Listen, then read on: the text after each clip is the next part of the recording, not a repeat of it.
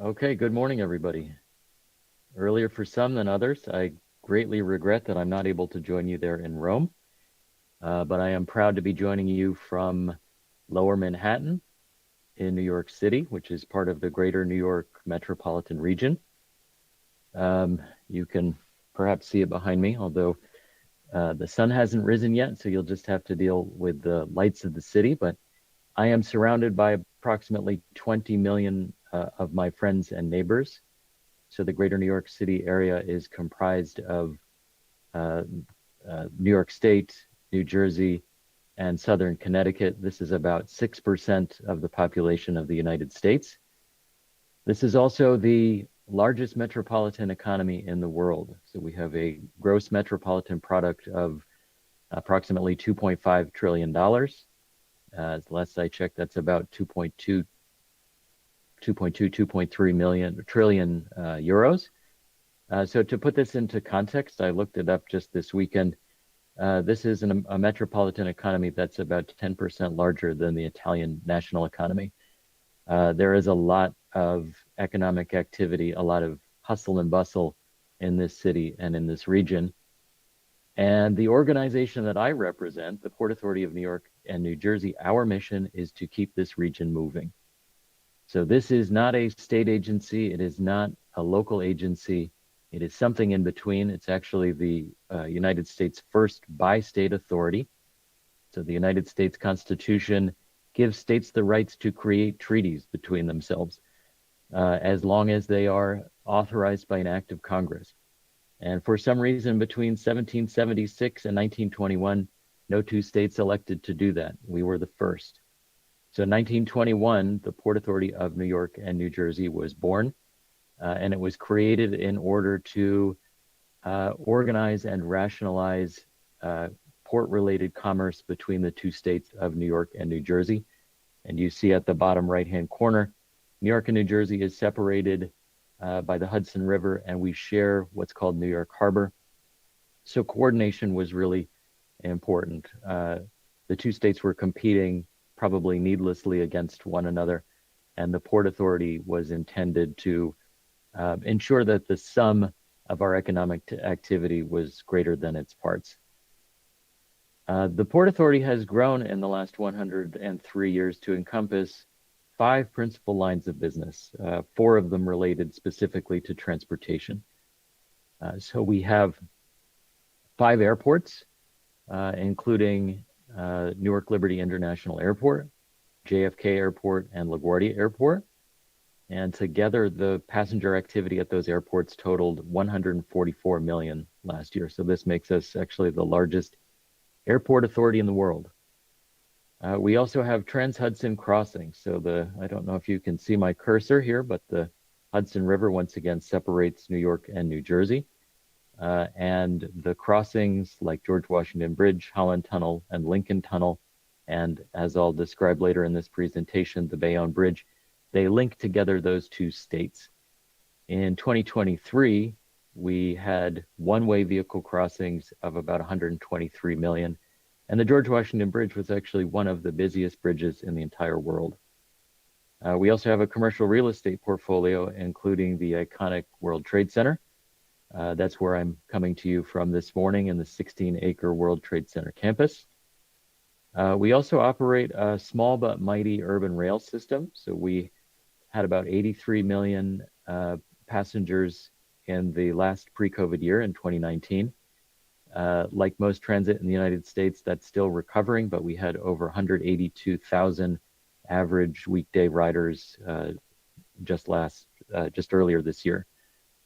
And importantly, we also operate the second busiest port in the United States, although, as you might have heard, that port is currently on strike as of yesterday. So that's a very recent development. But in 2022, our ports moved 9.5 million 20-foot equivalent units. So those are the container boxes that you're probably familiar with. It takes a lot to keep this organization running, a lot of investment in things like state of good repair and safety and security, system enhancing projects, and of course, sustainability and resilience projects. And we have a $37 billion capital plan to fund that work, We are about to shift to a new capital plan cycle in 2026, and we are putting together the building blocks of that plan right now. Okay, so my role, as you've probably intuited, is focused on the sustainability and resilience of this organization. So as we invest in priorities like safety and security, capital plan, customer experience, and operational excellence, how do we make sure that we do so in a way that is sustainable and resilient? And this is not optional at our organization. Since 1993, we have had an environmental sustainability policy, which was updated in 2008 to include a specific set of global warming potential or greenhouse gas reduction targets. It also included the mandate or imperative that we protect ourselves and, wherever possible, our neighbors from the risks of climate change, so what I would call resilience. Our Board of Commissioners updated that policy again in 2018 to align with the Paris Climate Accord. You might recall that in a dark day for the United States, we pulled out of that accord as a nation, but our agency said we're still in, along with a host of other cities and states across the country. This policy was updated again in 2021 to adopt a net zero emissions goal across all scopes, so scopes 1, 2, and 3. And we have an interim target of a 50% reduction on a baseline of 2006 on scopes 1 and 2. So we are working feverishly to meet that deadline. So the group that I oversee is responsible for delivering on these commitments, on these significant commitments, and our efforts are underpinned by 4 technical guidelines. So starting at left, in 2007, we issued Sustainable Building Guidelines, which we updated in 2017 to align with USGBC's LEED system. Then in 2011, we bifurcated our guidelines. So previously we had one guideline, which was called Sustainable Design Guideline. In 2011, we said reasonably, only about 1/3 of our portfolio is buildings. Only about 1/3 of our capital plan is focused on buildings. The other 2/3 is focused on infrastructure, civil works, flat work, horizontal infrastructure, things like roadways and terminals and bridges. So in 2011, we developed a custom standard focused on the sustainability of those civil works. In 2015, we delivered Climate Resilience Design Guidelines, which were updated in 2018. Those are due for a refresh next year. And in 2021, we delivered Green Infrastructure Design Manual, which has a pending update right now. This is really intended to ensure that we are using both pipes and plants, so green infrastructure systems to manage the Port Authority's stormwater challenges. Okay, and the focus of this presentation will clearly be the Sustainable Infrastructure Guidelines, which we updated in 2021. So just our nomenclature, in case I slip into it, is Sustainable Infrastructure Guidelines we abbreviate as SIG, because Sustainable Infrastructure Guidelines doesn't trip off the tongue. So we call it in-house SIG 2.0, which is the evolution of our original legacy standard.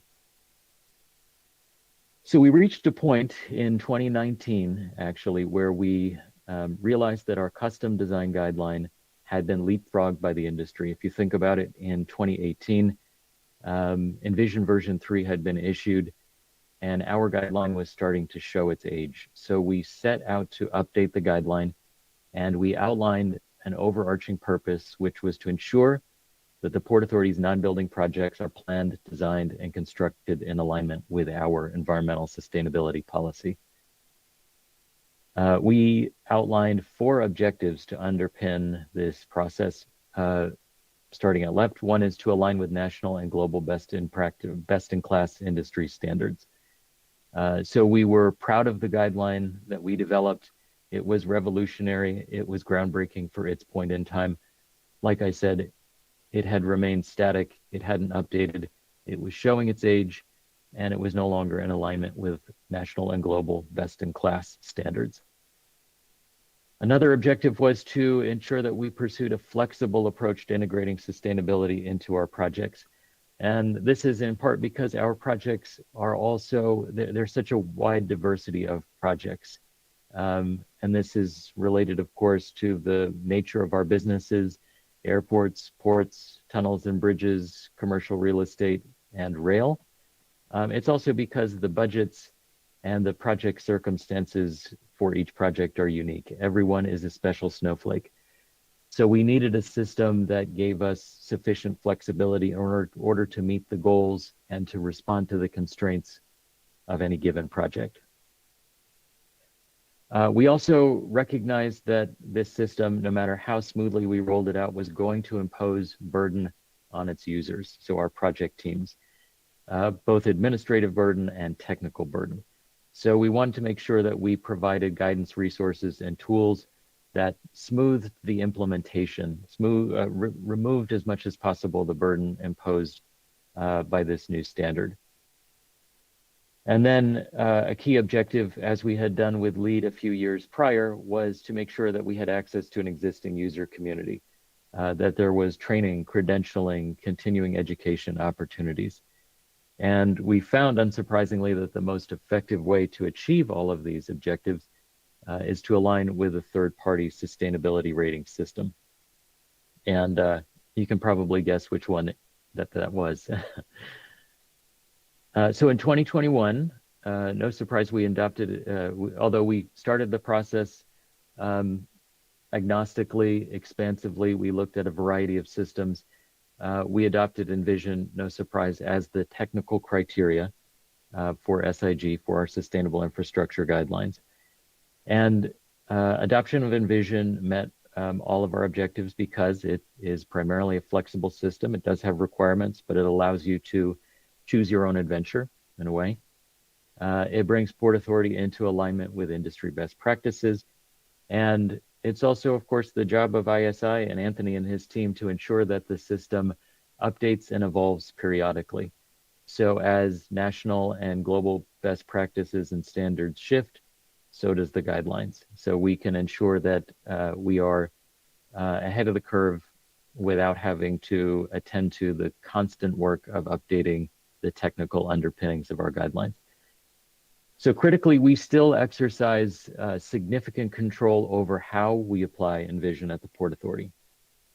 So we issued a two-prong, or we instituted rather, a two-pronged compliance pathway. So track number one is actual formal verification through ISI, which honestly we typically reserve for our biggest projects. So these are projects that are typically valued at $100 million or greater, although there is no particular rule on that point. And track number two is in-house evaluation for what we call Envision equivalency. So this is, of course, not to be mistaken with verification, but we perform this equivalency evaluation with our own staff. And our goal is for our projects to be evaluated, that the projects that are evaluated on this pathway are just as sustainable and just as resilient as if they have achieved verification. And as you can see, we've created what we call ecosystem of tools and resources to support successful uptake by our project teams. We have, of course, a manual. We have what's called a quick guide, which is really a sort of placemat for new users or users who need a refresher on what the Sustainable Infrastructure Guidelines are and how they should be interfacing with them. We have created specialized documentation templates for our projects. We've developed credit case studies for use within our organization. And we've developed credit cover sheets, which for projects that are seeking to achieve formal Envision verification, these are credit sheets that smooth the implementation. We've also developed a checklist, and this is probably the most significant deviation in how we evaluate projects versus the way ISI's verifiers would. We use this checklist in order to build up the possible points for a project by credit and level of achievement based on a detailed project questionnaire. So this way, we hold project teams accountable only for what is reasonable and achievable on their project without penalizing them unduly for elements that are outside of their control.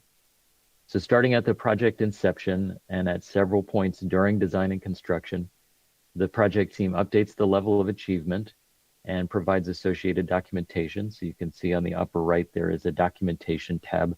This was intended to be a complete tool that really organized and streamlined the project team's interface with this guideline and its documentation procedures. So at project completion, the checklist is reviewed and it's signed off on by our senior program manager for sustainable design and construction. And then the checklist and all the associated documentation are then filed.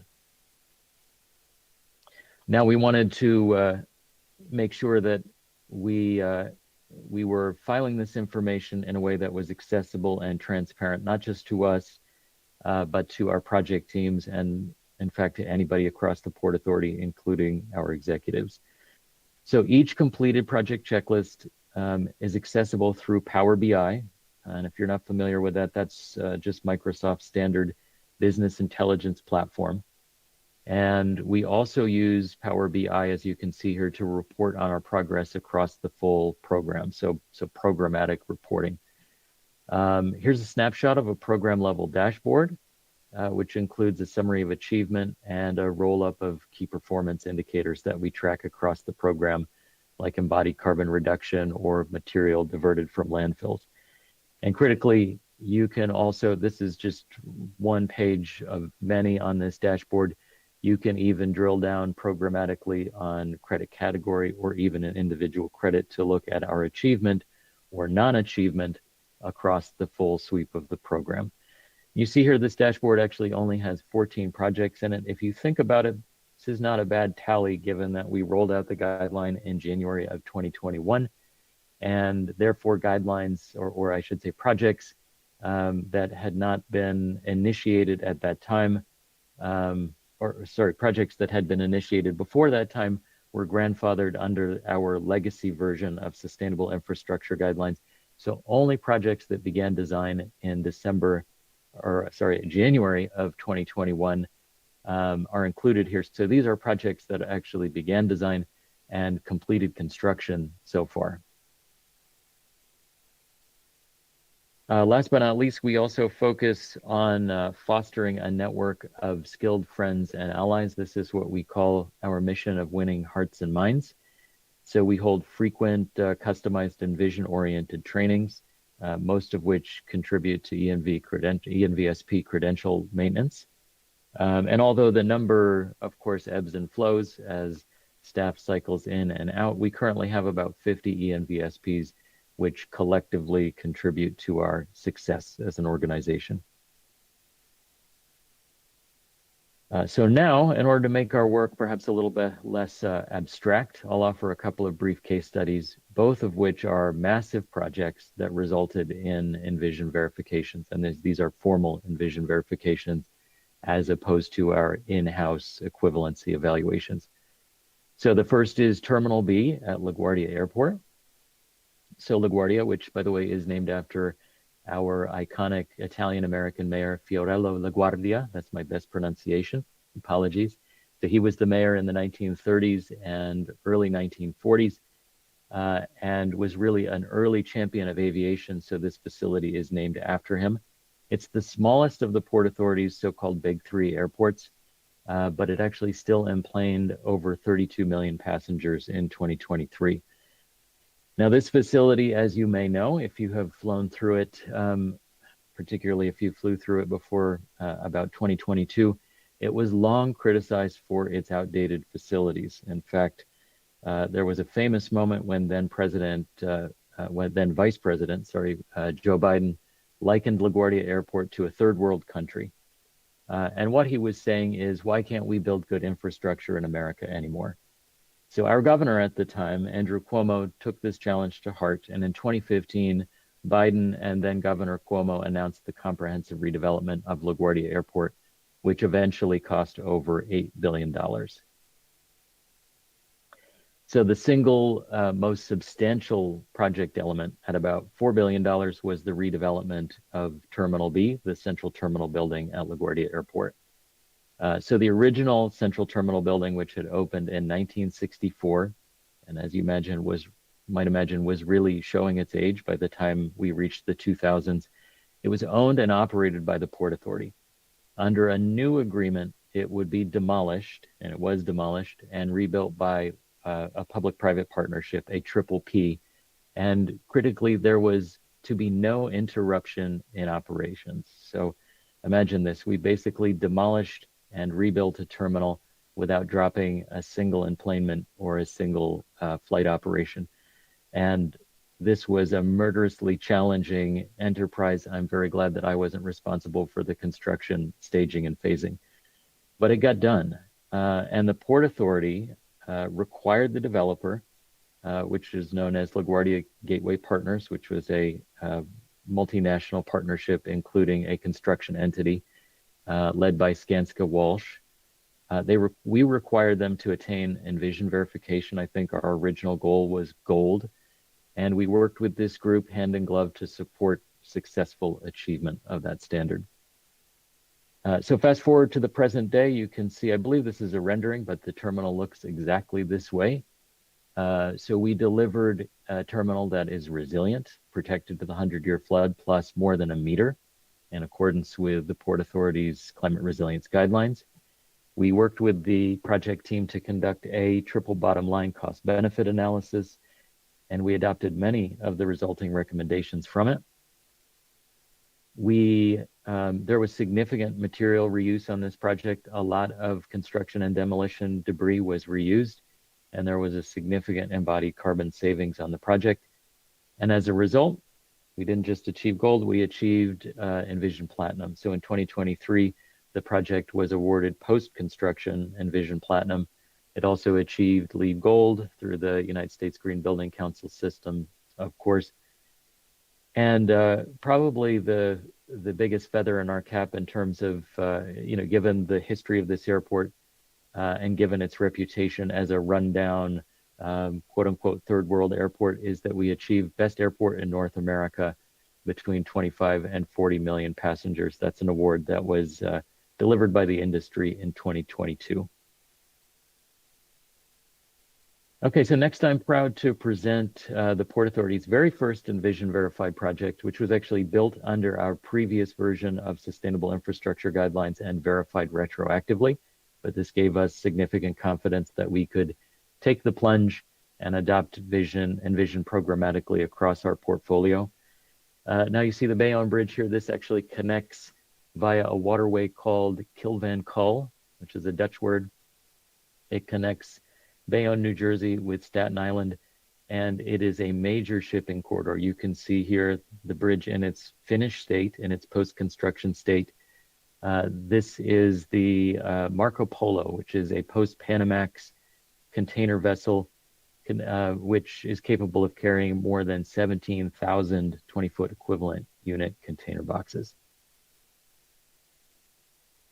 So back to the history of the Bayonne Bridge. So this was designed by the great Swiss bridge engineer Othmar Ammann, who actually also served as the chief engineer of the Port Authority for about 10 years.